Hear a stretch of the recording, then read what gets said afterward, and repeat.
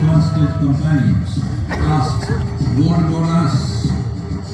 Adiyogi said, "Just drink of me," which drove them into intoxicated raptures.